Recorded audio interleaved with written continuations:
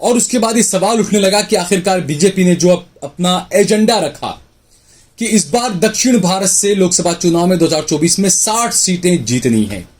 अब जब हिंदुत्व का कार्ड पिट गया बहुत बुरे तरीके से, बहुत भूंडी हार हुई बीजेपी की, अब ऐसे में ये सवाल उठता है कि आखिरकार बीजेपी का 60 सीटें जीतने का दक्षिण से ये सपना कैसे पूरा होगा।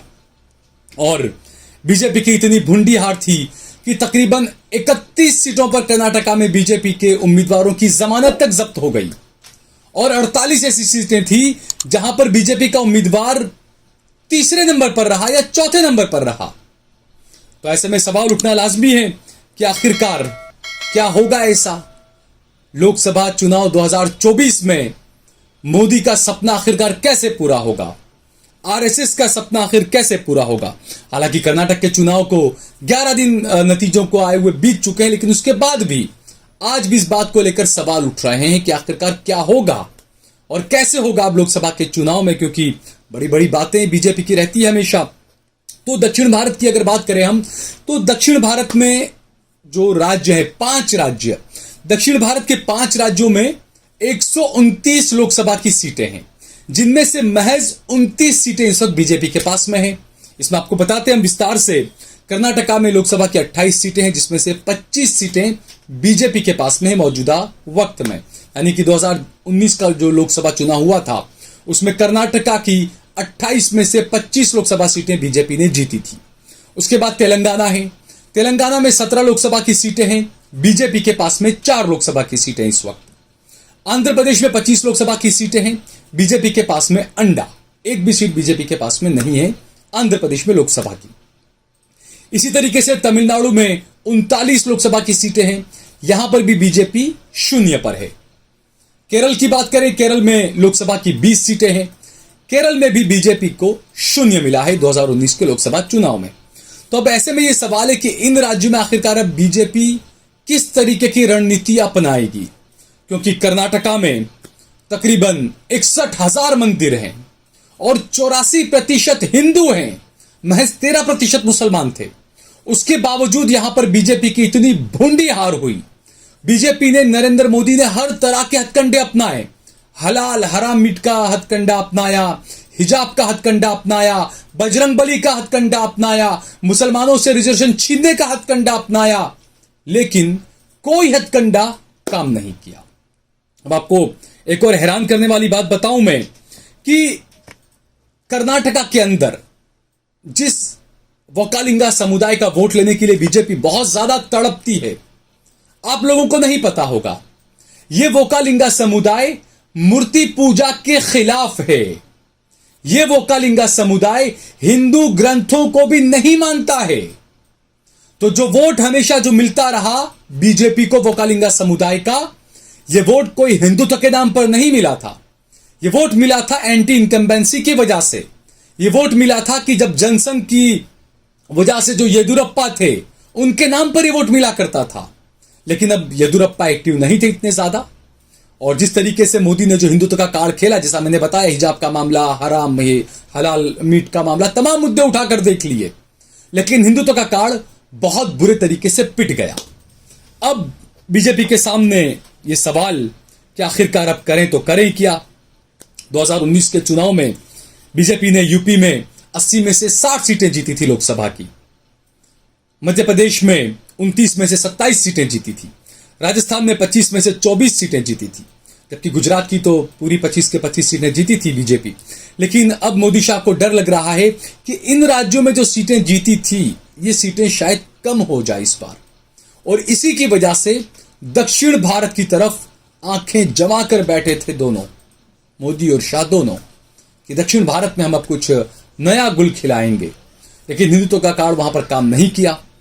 तो अब मानकर चलिए आने वाले दिनों में, क्योंकि राजनीति वो भूख है, सत्ता की कुर्सी वो लालच है कि उसको हासिल करने के लिए इंसान किसी भी हद तक जा सकता है।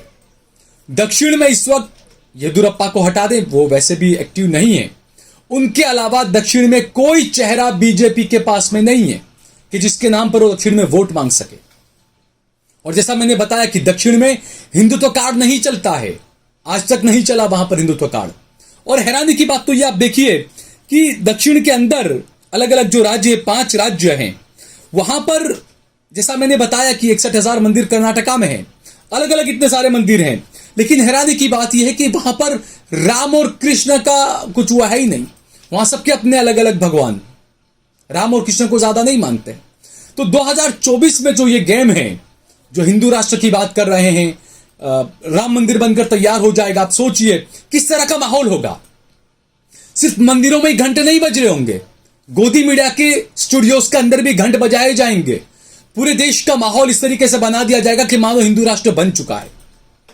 सारे चैनल पर आपको यही नजर आएगा, हिंदू राष्ट्र के नाम पर राम मंदिर का वही आपको नजर आएगा।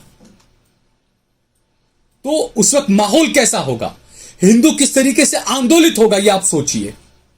तो ऐसे में यह माना जाए कि क्या जो दक्षिण अपने आप को हिंदू राजनीति से दूर रखता है, उनके मुद्दे हमेशा एजुकेशन रहता है, हेल्थ रहता है, यानी कि शिक्षा, पढ़ाई, स्वास्थ्य सेवाएं, बेरोजगारी, नौकरी, ये सब दक्षिण भारत के मुद्दे रहे, क्योंकि काफी पढ़ी लिखी आवाम है वहां की जनता, काफी पढ़ी लिखी जनता है वहां की, तो हमेशा ये मुद्दे वहां पर रहे हैं। तो ऐसे में जो इस वक्त 2019 में जो सीटें जीती थी मोदी ने, बीजेपी ने, कम से कम वो सीटें बचाने के लिए क्या ये हिंदुत्व का कार्ड एक बार फिर से काम आ जाएगा कि पूरे देश में राम मंदिर के नाम पर एक वो शुरू कर दिया जाए, चैनलों में घंट बजाए जाए, हर जगह घंट बज रहे हो, नेताजी, प्रधानमंत्री जी, विधायक साहब, मुख्यमंत्री, बीजेपी वाले सबके सब घंट बजा रहे हो, और पूरे टेलीविजन चैनलों पर माहौल इस तरह का बना दिया हो कि देखिए राम मंदिर बन गया, हिंदू राष्ट्र का निर्माण हो चुका है।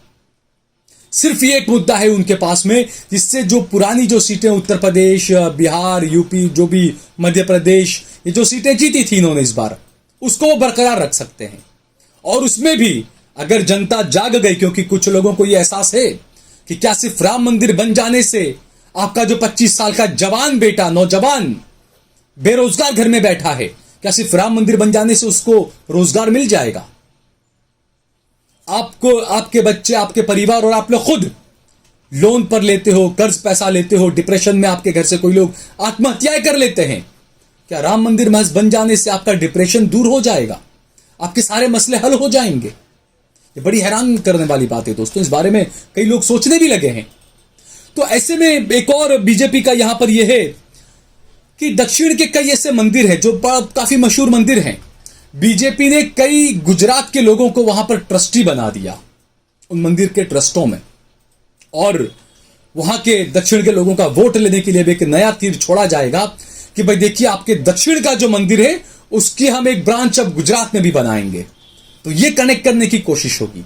और दूसरा, मोदी जी को, बीजेपी को इंतजार है कि साउथ का कोई बड़ा सुपरस्टार बीजेपी में ज्वाइन हो जाए, क्योंकि साउथ की आप राजनीति देखें, आप कर्नाटका, तमिलनाडु वगैरह की उठाकर, तो कई ऐसे सुपरस्टार रहे हैं जो राजनीति में आए, मुख्यमंत्री भी बने, पार्टियां भी उन्होंने अपनी अपनी बनाई। ये एक इतिहास रहा है दक्षिण भारत की राजनीति का। तो क्या वही इतिहास बीजेपी कहीं ना कहीं अपने ऊपर वो लेकर करना चाहेगी अब? इसके अलावा बीजेपी के पास में दूसरा कोई मुद्दा नहीं है कि दक्षिण भारत में बीजेपी को सीटें मिल पाए, क्योंकि जैसा मैंने बताया कि 125 माफ कीजिएगा 5 राज्यों की 129 सीटों में से 29 सीटें बीजेपी के पास में, और इसमें से 25 सीटें कर्नाटका से आ रही है। अब कर्नाटका में तो आपकी सरकार है नहीं, कर्नाटका में माहौल वैसे ही बदल चुका है, तो कर्नाटका की भी क्या आपकी सीटें कम हो जाएंगी? या कई बार ये भी सवाल उठते हैं कि जो राज्यों के चुनाव होते हैं वो अलग तरह के होते हैं, अलग मुद्दे होते हैं, लोकसभा के चुनाव में अलग मुद्दे होते हैं, तो क्या यहां पर मोदी जी को बढ़त मिल जाएगी? क्योंकि कर्नाटका चुनाव बीजेपी हारी जरूर है, लेकिन अगर वोट प्रतिशत की बात करें तो पिछली बार बीजेपी ने 36% वोट के साथ में सरकार बना ली थी, लेकिन इस बार 38% वोट के बाद भी सरकार नहीं बना पाया, यानी कि वोट प्रतिशत बीजेपी का बढ़ा है, लेकिन सरकार वो नहीं बना पाए। मैंने जैसा बताया 31 सीटों पर उनकी जमानतें जब्त हो गई। और दक्षिण की जो बात करें हम, तो दक्षिण में जैसा मैंने बताया कि 5 राज्यों में 900 विधानसभा की सीटें हैं और 129 लोकसभा की सीटें हैं, और फिलहाल बीजेपी के पास में जैसे मैंने बताया 29 लोकसभा के सांसद हैं। 2024 में कैसे पूरा करेंगे? विधायकों की संख्या तो बीजेपी की न के बराबर है दक्षिण के अंदर। तो ऐसे में किस तरीके से बीजेपी की अगली राजनीति होगी, क्या करेगी बीजेपी, यह देखने वाली बात होगी। लेकिन इससे पहले एक और बात यह कि विपक्ष क्या करेगा। इंदिरा गांधी को जब हराया था तो उस वक्त यह था कि इंदिरा के खिलाफ सभी विपक्षियों ने एक होकर अपना उम्मीदवार उतारा था। तो क्या दक्षिण भारत की अब की जो राजनीति होगी 2024 की, मोदी के सामने, बीजेपी के सामने, क्या सभी विपक्षी पार्टियां मिलकर अपना एक उम्मीदवार उतारेंगी? यही एक रास्ता है। और जो लोग कहते हैं कि विपक्ष कमजोर है या राहुल गांधी कुछ नहीं है, तो मैं ये कहूंगा कि देखिए, राहुल गांधी कमजोर नहीं है, बिल्कुल विपक्ष कमजोर है। राहुल गांधी ने जो इस वक्त जो बयान दिए, पिछले 5 साल से आप उनके बयान उठाकर देखें, बीजेपी को वो मानना पड़ा। और जो जो चीजें उन्होंने उठाई, जो मुद्दे उठाए, वो सही मुद्दे उठाए। और उसके बाद भारत जोड़ो यात्रा के बाद उनके भाषण और जो चीजें हुई, वो कर्नाटक के चुनाव में नजर भी आया। तो अब अगली जो चीज होगी, मोदी की जो हार जीत है, वो कहीं ना कहीं विपक्षी एकता या विपक्ष की रणनीति पर पूरे तरीके से निर्भर करती है कि विपक्ष आखिरकार किस तरीके से मुद्दे उठाता है और क्या करता है। क्योंकि कर्नाटक के चुनाव में हमने ये देखा कि राहुल गांधी, कांग्रेस पार्टी, प्रियंका गांधी 40% सरकारा, यानी कि भ्रष्टाचार का बीजेपी का मुद्दा लगातार उठाया और इसी मुद्दे पर कांग्रेस पार्टी चिपकी रही और इसी मुद्दे ने कांग्रेस पार्टी को जीत भी दिलाई कर्नाटका में। तो राहुल गांधी इस वक्त अदानी के मुद्दे पर चिपके हुए हैं। बिल्कुल इस मुद्दे को लेकर वो बताना चाहते हैं कि देखिए, सूट बूट वाली सरकार है ये। अब देखना यह है कि 2024 में आखिरकार जनता किस पर भरोसा करती है।